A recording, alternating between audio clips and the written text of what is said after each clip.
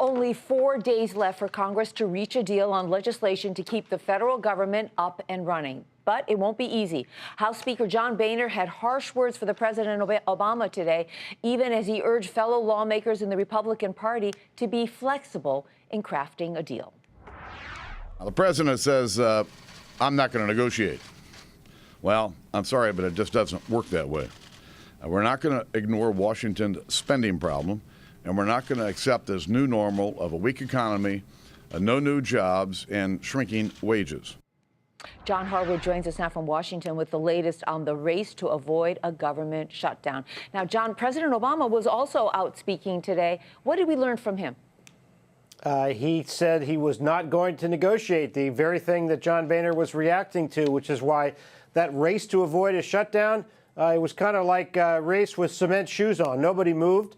There was no action in the Senate. We're still waiting to see a final resolution of the extended government spending in the Senate, then kick it back to the House. And John Boehner said today that he's not even going to address as a speculative thing what the House is going to do when that bill comes back. Unless they pass it by Monday, we're going to have a shutdown. So, though Mr. Boehner might not want to speculate, I'm going to force you to. If that bill comes back to the House without the shutdown of or the defunding of Obamacare in it, what are the Republicans likely to do, and are they likely to send a spending bill back to the Senate that has some sort of condition attached to it?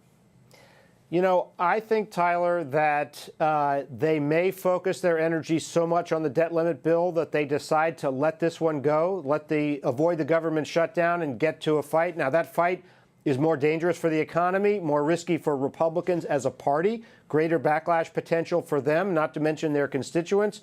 But it feels as if they may be moving in that direction. The House has not said for sure what it's going to do, and House leadership aides that I talked to say they do not rule out the idea of attaching some other provisions to that bill when it goes back to the Senate. But one of those in question, the repeal of a medical device tax that raises $30 billion over 10 years in Obamacare, the Senate flatly ruled out, said we're not going to do that.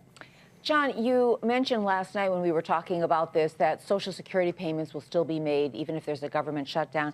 I mean, what does all of this rhetoric going back and forth in Washington really mean for the average guy on Main Street?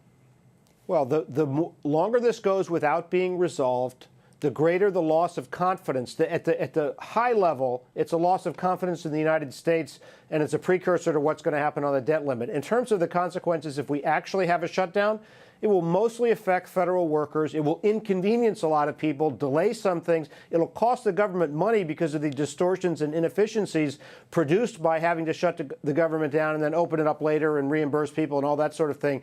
But I think really you've got to look at this in the long arc of both controversies, the shutdown and the debt crisis. The debt crisis is the one that has the potential to make everybody's mortgage rates go higher, everybody's credit card interest rates go higher, and make it more difficult for the U.S. economy to take off. In fact, could put us back in recession. All right, John Harwood, thank you very much. John Harwood reporting tonight from Washington.